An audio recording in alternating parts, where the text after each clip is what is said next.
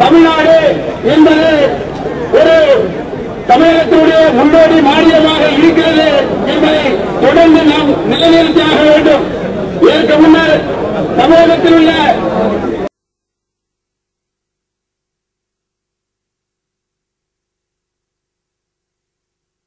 NLC நிறுவனம் 5% பங்குகளை விற்பதை கண்டித்து கடந்த 27ஆம் தேதி முதல் தொடர் போராட்டங்களில் நடைபெற்றுக் கொண்டிருக்கின்றது. 3ஆம் தேதி இரவு முதல் ஒரு காலவரையற்ற வேலை நிறுத்தம் என்பது தொழிலாளர்கள் இருக்கின்ற ஒப்பந்த தொழிலாளர்கள் அணைந்து 27,000 பேர் இந்த வேலை நிறுத்தத்தில் கலந்து கொண்டிருக்கின்றார்கள். கடந்த 7வது நாளாக ஒரு தொழிலாளி கூட இன்றைக்கு 100% போராட்டம் என்பது வெற்றி பெற்றிருக்கின்றது. ஆகவே மத்திய அரசு இன்றும் செவிசாய்க்கவில்லை. அதேபோல தமிழகத்தின் முதலமைச்சர் மாண்புமிகு புரட்சித் தலைவி அம்மா அவர்கள் மத்திய பொதுத்துறை நிறுவனங்களுக்கு இந்த பங்குகளை விற்க வேண்டும் என்று சொல்லியிருக்கின்றார்கள். அதற்கும் மத்திய அரசு செவிசாய்க்கவில்லை.